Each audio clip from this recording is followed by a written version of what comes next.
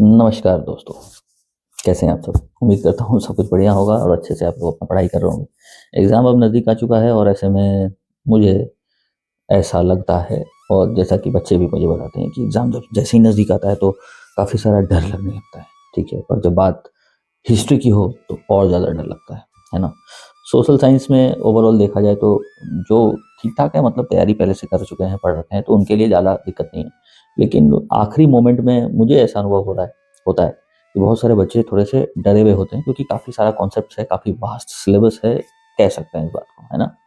और बहुत सारे कॉन्सेप्ट है, कॉन्सेप्चुअल है पूरा का पूरा ऐसे जो सोशल साइंस है हमारा वो चाहे पॉलिटिक्स की बात कर ले, चाहे इकोनॉमिक्स है, ज्योग्राफी है या फिर ज्योग्राफी रिलेटिवली थोड़ा-सा आसान है और हिस्ट्री बहुत वास्ट है और ख़ास करके जो उसके शुरुआती चैप्टर्स है जैसे फ्रेंच रिवॉल्यूशन से रिलेटेड जो चैप्टर है, नेशनलिज्म यूरोप से रिलेटेड चैप्टर है, वो काफ़ी बच्चों को दिक्कत होती है।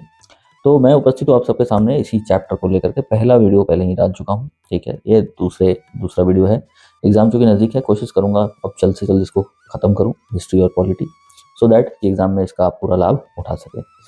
पढ़ाने का तरीका बहुत सिंपल होगा, जो साधारण तरीके से चीज़ों को बताया जा सके, समझाया जा सके। कोशिश करूँगा कि जो प्रॉपर अंडरस्टैंडिंग डेवलप मैं करा सकूँ आप लोगों का। तो वीडियोज़ ज़रूर देखिएगा। लास्ट मोमेंट रिवीजन में ये काफ़ी आपके काम आने वाला है, ठीक है? बाकी अगर कोई बात होगा तो निश्चित आप कमेंट करिए, आप शेयर करिए अपनी बातों को सो दैट मैं आपकी मदद कर सकूँ, है ना? चलिए शुरू करते हैं। तो हम लोग आज शुरू करने वाले हैं rise of nationalism in Europe का सेकंड पार्ट का वीडियो। पहले भाग में हम लोगों ने इंट्रोडक्शन देख लिया था, कैसे नेशनलिज़्म का आइडिया डेवलप होता है, कैसे नेशन स्टेट की आइडिया डेवलप होती है। ये जो फ्रेडरिक सोरियो का जो यूरोपियन विज़न था 1848, इसके बारे में हम लोगों ने समझा था कि ये जो पिक्चर है ये कंप्लीटली क्या-क्या दर्शा रहा है। तो जैसे रिलीजियस यूनिटी दर्शाता हुआ दिखा। इसके अलावा ये हमें दिखाई देता है कि कैसे स्टैच्यू ऑफ लिबर्टी है उसको कैसे सिंबलाइज़ किया गया। उसके बाद ये जो नेशन स्टेट्स देख रहे हैं, नेशन स्टेट्स सारे देश जो हैं वो अपने मोनार्कियल गवर्नेंस को छोड़ करके अब डेमोक्रेटिक गवर्नेंस की ओर आगे बढ़ रहे हैं, उसको देख रहे हैं। और नेशन स्टेट का एक मतलब आइडिया का विस्तार हो रहा है ना? जिसमें कि हम कॉमन आइडेंटिटी, कॉमन कल्चर को शेयर करने की बात कर रहे हैं। तो ये तो हम लोगों ने इंट्रोडक्शन में देख लिया था। अब इसी चीज़ को आगे बढ़ाएँगे हम लोग, ठीक है? बहरहाल जिन्होंने नहीं देखा है, नहीं पढ़ा है, वो मेरे पहले वीडियो को जाकर देख सकते हैं, पार्ट 1 नेशनलिज्म इन यूरोप, और आइडिया ले सकते हैं, ठीक है? आज हम लोग बात करेंगे कि भाई इसी नेशनलिज्म का शुरुआत जो हुआ, वो कहाँ से हुआ? तो वो हुआ हमारे फ्रेंच रिवॉल्यूशन से। तो फ्रेंच रिवॉल्यूशन ही था जिसने हमारे यहाँ हमारे विश्व में मतलब हमारे यहाँ का मतलब हमारे विश्व में नेशनलिज्म की आइडिया की शुरुआत की। अब ये शुरुआत कब हुई? तो निश्चित तौर पर ये हुई 1789 में, ठीक है? कब हुई? 1789 में। The first clear expression of nationalism came with the French revolution in 1789, ठीक है? तो ये पहला बात क्लियर हो गया कि पहला नेशनलिज्म का जो प्रैक्टिकल इम्प्लीमेंटेशन देखने को मिल रहा है वो कहाँ से? तो फ्रांस से। अब फ्रांस में इस चीज़ को लेके जो इनिशियल स्टेप्स लिए गए, शुरुआती कदम उठाए गए, वो कौन-कौन से कदम थे? इसके बारे में हम लोगों को इस पूरे पेज में बेसिकली पढ़ना है, ठीक है? तो हम लोग पेज वाइज़ पढ़ेंगे, पेज वाइज़ कॉन्सेप्ट को देखेंगे और उस पेज के पूरे समराइज़्ड फॉर्म में एक नोट्स मैं दूँगा, कोशिश करूँगा डिस्क्रिप्शन में डाल दूँ सो दैट आपके लिए काफ़ी आसान हो जाए कि आप लोग डिस्क्रिप्शन से उसको अपने पास रख सकते हैं और वो काफ़ी हेल्प करेगा आपको टोटल रिवीजन करने में, ठीक है? तो हिस्ट्री को जब आप पढ़ रहे हो और ये चूँकि काफ़ी बड़ा है तो मेरा सजेशन ये होगा कि आप इसको पेज वाइज़ पढ़ें और पेज वाइज़ कॉन्सेप्ट्स पे ध्यान दें कि एक पेज में किन कॉन्सेप्ट के बारे में बात हुआ, फिर नेक्स्ट पेज में किस कॉन्सेप्ट पे बात हुई, थर्ड पेज में किस कॉन्सेप्ट पे बात हुआ। और अगर ऐसे रिलेट करोगे ना चीज़ों को और इंटीग्रेट करोगे साथ में तो it you will understand history in just few moments only, ठीक है? कुछ ही क्षण लगेंगे पूरे उतने बड़े चैप्टर को समझने में। अगर आप मैं क्या कहा पेज वाइज़ अंडरस्टैंडिंग डेवलप करने का प्रयास करेंगे तो, ठीक है? So will go slow and will go point by point, ठीक है? तो क्या शुरुआत हुआ कि फ्रेंच रिवॉल्यूशन पहला एक्सप्रेशन था किसका? नेशनलिज्म का। शुरुआत कब हुई? 17। अब इस फ्रांस में जो इनिशियल स्टेप्स लिए गए वो क्या-क्या थे, ठीक है? उसको हम लोग समझेंगे। तो देखो इस चीज़ को शुरुआत करने के लिए, ठीक है? फ्रेंच रिवॉल्यूशनरीज इंट्रोड्यूस वेरियस, ठीक है, मेजर्स एंड प्रैक्टिसेस जैसे तो that could create collective identity among the French people. तो नेशनलिज्म की शुरुआत करनी है तो ऑब्वियस सी बात है कलेक्टिव आइडेंटिटी तो होना ही चाहिए, तो इस चीज़ की शुरुआत करनी होगी। तो जो फ्रेंच रिवॉल्यूशनरीज थे उन्होंने कुछ स्टेप्स लिए। अब वो स्टेप्स क्या-क्या थे हम लोग यहाँ नोट्स में देख लेते हैं, ठीक है?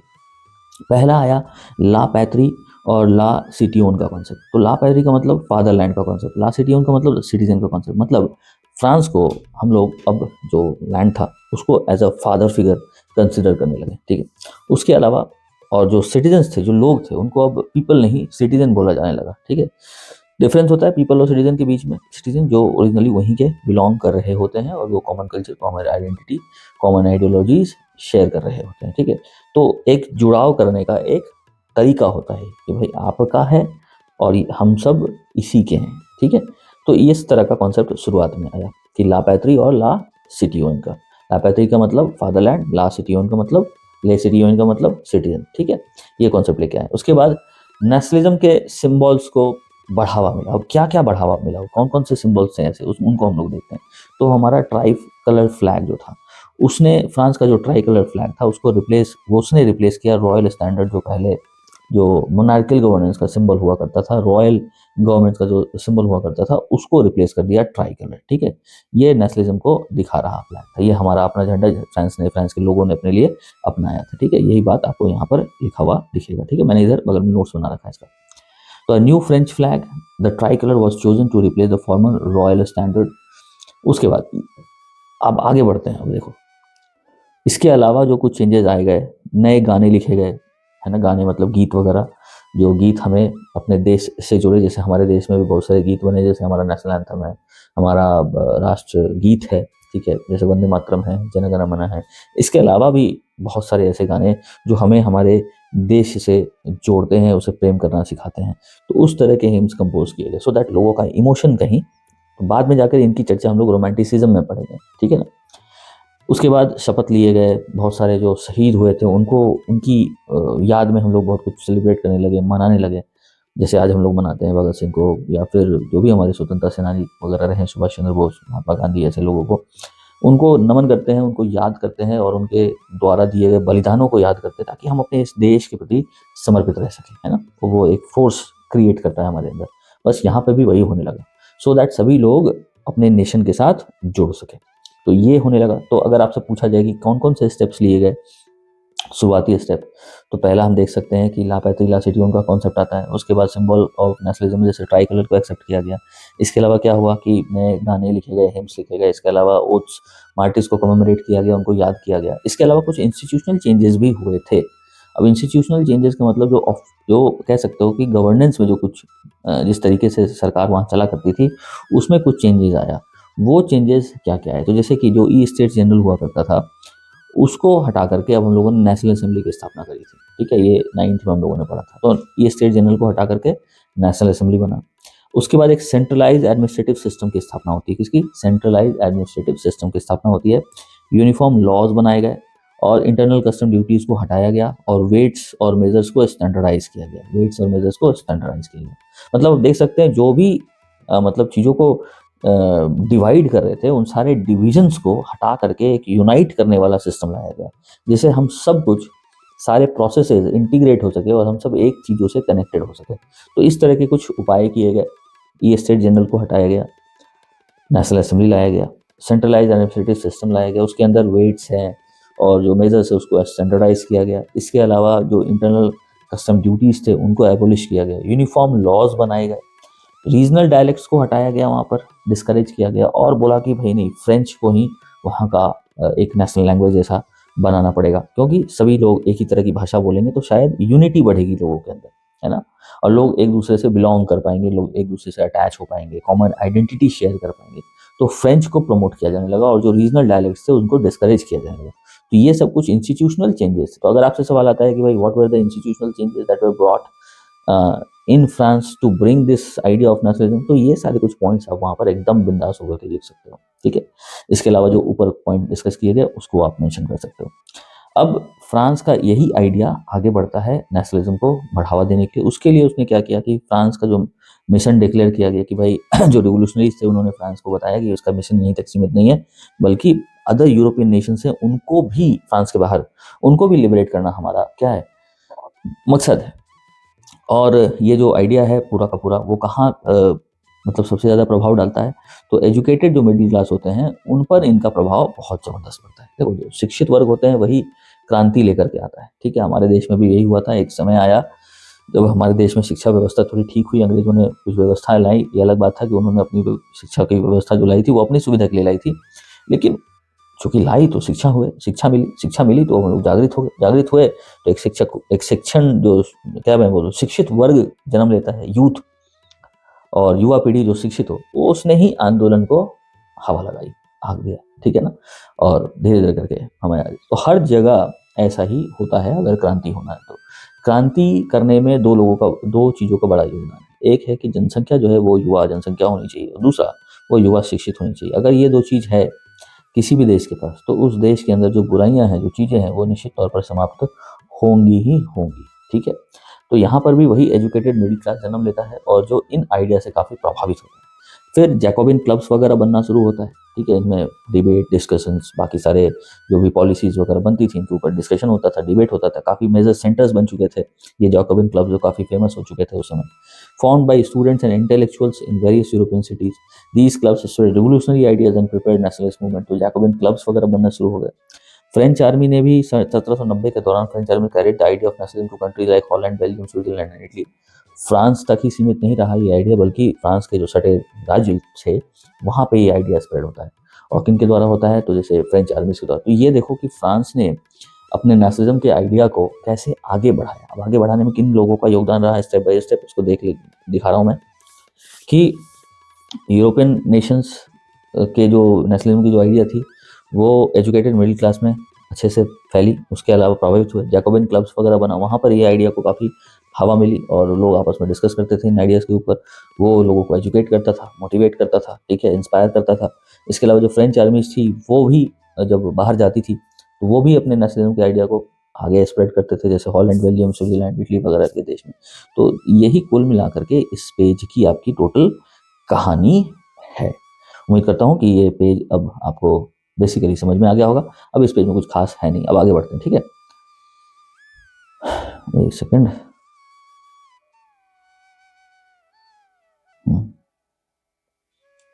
चलिए, अब क्या है कि अब नेपोलियन की कहानी होती है। नेपोलियन किस तरीके से जो शासन में आया था उसका क्या प्रभाव रहा था नेपोलियन का। तो देखो, नेपोलियन ने भी काफ़ी सारे चेंजेस लाए थे फ्रांस में, जिसका प्रभाव पड़ता है। ठीक है, और देखो क्या प्रभाव पड़ता है। तो Napoleon introduce several administrative and social reforms, ठीक है, अंडर हिज कंट्रोल, और were modeled on the changes and implemented in the France. Though he ended democracy by establishing a monarchy, last में जाकर के पता नहीं क्या हो गया था इसको। इसने जिस चीज़ की शुरुआत की थी, जिस चीज़ के लिए शुरुआत किया था, फिर वही मोनार्की उठा करके इसने नेपोलियन ने ले आया था। बट एनीवे, इसके अदरवाइज कुछ अच्छा चेंजेस आया था कहाँ, फ्रांस में, नेपोलियन के शासनकाल में। अब उसके बारे में ये जो सेकंड पेज है तुम्हारा ये कह रहा है, बता रहा है। तो we will get all the points of this page through the point that I have created for you to understand better. अब देखो क्या क्या आया, नेपोलियन ने क्या क्या लेके आया, जो एग्जाम में क्वेश्चन पूछे जाते हैं उसी से संबंधित है ये।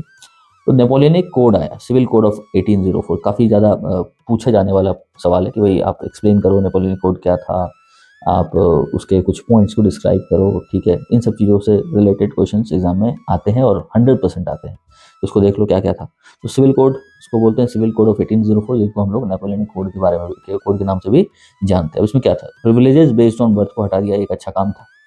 मतलब पुराने शासन में जो जन्म के आधार पर जो प्रिविलेज मिलती थी, जो सुविधाएं मिलती थी, उसको हटा दिया कि भैया जो आपको सुविधा मिलनी चाहिए या जो वो आप जितने लायक है उस हिसाब से मिलनी चाहिए, जो आप डिजर्व करते हैं, नॉट बिकॉज ऑफ बर्थ। अब आप किसी राज घराने में पैदा लिए और इसलिए आपको कुछ सुविधा मिलेगी, ये सही बात नहीं होती है। ठीक है, तो उसने इस कॉन्सेप्ट को हटाया और so he abolish privilege based on birth. उसके अलावा एस्टैब्लिश इक्वलिटी बिफोर लॉ, कि भैया कानून के समक्ष सब कोई क्या होंगे, बराबर होंगे। यही हमारे देश में भी है। राइट टू इक्वलिटी के अंतर्गत इक्वलिटी बिफोर लॉ का कॉन्सेप्ट है हमारे यहाँ। ठीक है, तो यहाँ पे भी वही बात हो रही है कि इक्वलिटी कानून के समक्ष सब बराबर होती है, बड़ी अच्छी बात थी।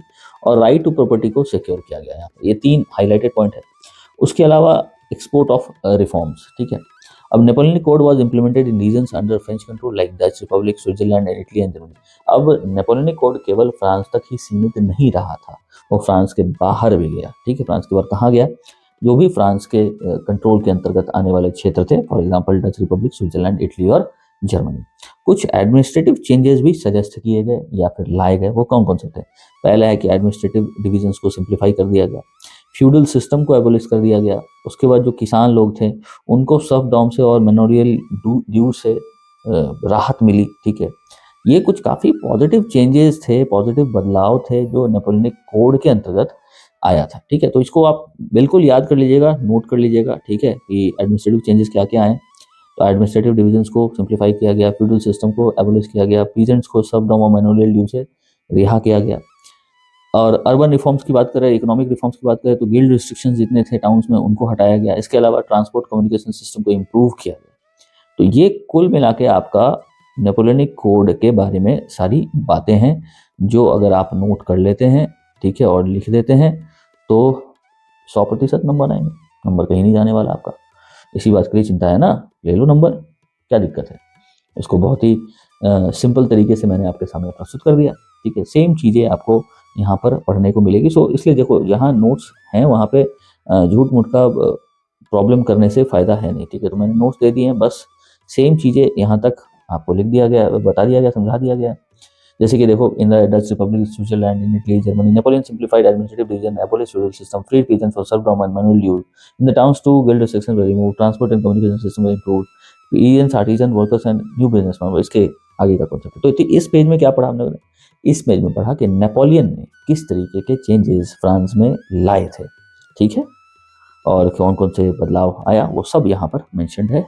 और जैसे कि मैंने बताया कि इसको मैं डालने वाला हूँ डिस्क्रिप्शन में डालने वाला हूँ, तो डिस्क्रिप्शन जरूर चेक कीजिएगा, वीडियो देखिए और डिस्क्रिप्शन चेक कीजिए। ठीक है, you will better understand each and every concept history in a very simple way as it can be. ठीक है,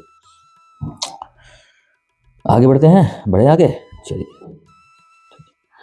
अब इसके अलावा क्या हुआ कि जो सारे लोग थे उन्होंने काफ़ी फ्रीडम अब इंजॉय करने लगे। ठीक है, अब इसके बारे में हम यहाँ देखते हैं कि Napoleon's reforms initially brought significant benefits but reactions to French rule varied over time. ठीक है, तो शुरुआती दौर में देखा जाए तो काफ़ी अट्रैक्ट किया ये नेपोलियन, क्योंकि कुछ ऐसे चेंजेस ये ला रहा था जो कभी फ्रांस ने देखा नहीं था। अब देखो, पॉजिटिव इम्पैक्ट नेपोलियन कोड का क्या क्या पड़ा। देखो, अब इसमें है कि इकोनॉमिक बेनिफिट्स क्या मिलता है, यूनिफॉर्म लॉज बना, वेट्स और मेजर्स स्टैंडर्डाइज हो गया, कॉमन नेशनल करेंसी आया। ठीक है, इसके कारण मूवमेंट जो था वो काफ़ी, एक्सचेंज ऑफ गुड्स का काफ़ी फ्लेक्सिबल हो गया, काफ़ी आसान हो गया। ठीक है, उसके बाद फिर कॉमन पीपल के लिए क्या था इसमें, तो businessman and small scale producer enjoy greater freedom due to the removal of local restriction. जितने भी लोकल रिस्ट्रिक्शंस थे उनको चूंकि हटा दिया गया था, तो ये जो बिजनेसमैन थे, स्मॉल स्केल प्रोड्यूसर्स थे, उनको काफ़ी लाभ मिला था। दे वर वेरी मच इंजॉइंग, ठीक है ना, under the rain of Napoleon. ठीक है, और खास करके इस कोड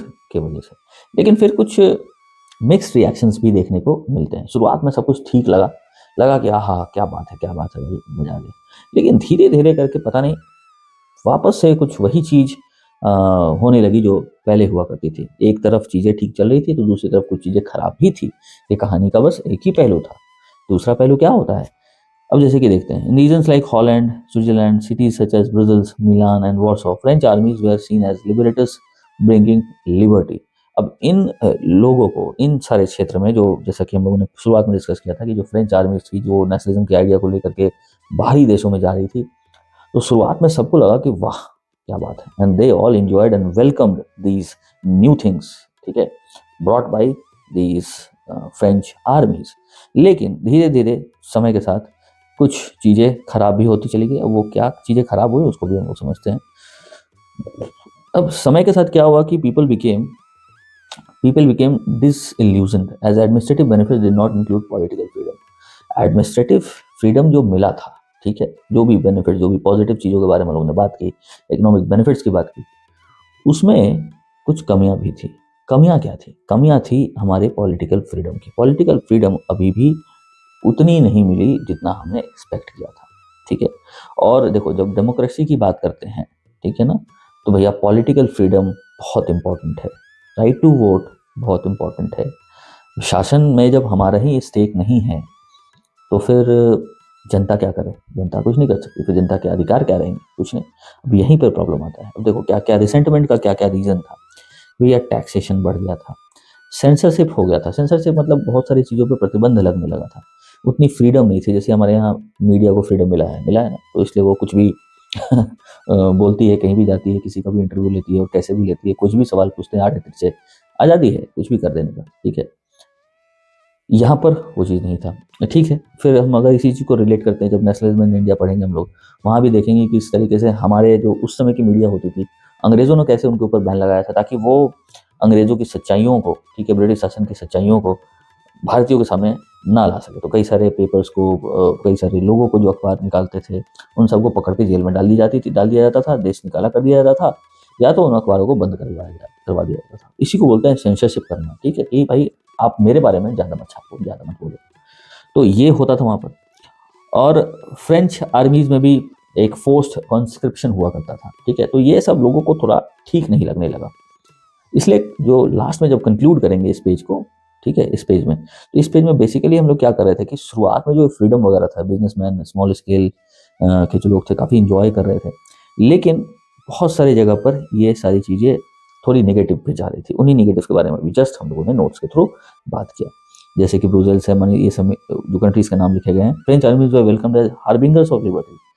क्वेश्चन पूछता है कि हार्बिंगर्स ऑफ लिबर्टी देखा जाता था, क्यों? क्योंकि नेशनलिज्म के आइडिया को लेकर के गए थे, बहुत सारी चीज़ों में बेनिफिट्स लेकर के गए थे नेशनलिज्म के आइडिया के अंतर्गत, नेपोलियन कोड के अंतर्गत, ठीक है। लेकिन शुरुआत में जो फिर लिखा था, initial enthusiasm soon turn to hostility as it became clear that the new administrative arrangements did not go hand in hand with political freedom। देखो बहुत इंपॉर्टेंट बात है यहाँ पर, अगर आपसे सवाल पूछ दिया जाए, देखो सवाल बनता है यहाँ पर कि भैया हार्बिंगर्स ऑफ लिबर्टी तो माना गया, लेकिन बाद में ये क्यों हॉस्टाइल हो गया, बाद में ये हॉस्टिलिटी क्यों हो गया? तो आपको क्या लिखना है कि जो न्यू एडमिनिस्ट्रेटिव अरेंजमेंट से did not go hand in hand with the political freedom. Administrative arrangement तो मिल गया, एडमिनिस्ट्रेटिव फ्रीडम तो मिल गया था, इकोनॉमिक बेनिफिट्स भी मिले, लेकिन पॉलिटिकल फ्रीडम नहीं मिला, ठीक है। और उसके अंतर्गत क्या क्या नहीं मिला हमें, तो कौन कौन सी असुविधा हुई? तो टैक्स बढ़ा दिया गया, सेंसरशिप लाया गया, force conscription to French army is required to conquer the rest of Europe, all seem to outweigh the advantages of the administrative changes. और ये सब कारण थे जो जितने भी एडमिनिस्ट्रेटिव चेंजेस आए उन सब के ऊपर पानी फेरने का काम किया, है ना।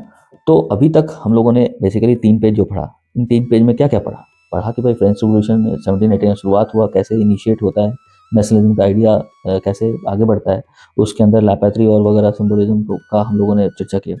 इसके अलावा हम लोगों ने देखा नेपोलियन कोड, नेपोलियन का एक साइड देखा, पॉजिटिव साइड देखा कि किस तरीके से इसने नए कोड्स ला के, नए रिफॉर्म्स ला करके, एडमिनिस्ट्रेटिव रिफॉर्म्स ला करके, इकोनॉमिक रिफॉर्म्स ला करके चीज़ों को बहुत अच्छा कर दिया। लेकिन कहाँ पे फेल करता है? तो पॉलिटिकल फ्रीडम नहीं दे पाता। क्या नहीं दे पाता है? पॉलिटिकल फ्रीडम नहीं दे पाता है, ठीक है। और यही निगेटिव चला जाता है इस चीज़ को लेकर के, ठीक है। और लोगों के मन में इसके प्रति एक दुर्भावना पैदा होती है। अब सेक्शन 2 आता है, the making of nationalism in Europe. मुझे लगता है शायद इस वीडियो में यहीं तक रहने देते हैं, ठीक है। और इसको देखिए पहले, समझिए पहले, फिर नेक्स्ट वीडियो बहुत जल्द मैं लेकर आ रहा हूँ, शायद कल ही आ जाए, ठीक है। और उसको फिर देखिएगा, और बहुत जल्द कोशिश करूँगा कि इसी तरीके से सिंपल तरीके से इतिहास को जितनी जल्दी हो सके आपके लिए ख़त्म करके मैं दूँ, सिंपल तरीके से, ठीक है। वीडियो पसंद आना है तो क्या करना है? लाइक से सब्सक्राइब तो करना है, करिएगा तो मुझे भी लगेगा कि हाँ भाई बच्चों को पसंद आ रहा है, वरना मैं अपना काम तो करता रहूँगा, है ना। चलिए ठीक है, मिलते हैं अगले वीडियो में, तब तक इस वीडियो को देखिए, एंजॉय कीजिए और पढ़ाई कीजिए, मेहनत कीजिए, डरिए मत, ठीक है, डरिए मत। इस डर को काबू करने के लिए मेरे हज़ारों वीडियो, हज़ारों नहीं मतलब कहने को हज़ारों, बहुत सारे वीडियो बना रखे हैं। आप उन वीडियोज़ को जाइए, देखिए, समझिए, कॉन्सेप्ट को देखिए, रिवीजन करने के तरीकों के ऊपर भी कई सारे वीडियोज़ मैंने बना रखे हैं, उनको भी देखिए, समझिए, ठीक है। और आप उनका लाभ उठाइए, ठीक है। जय हिंद।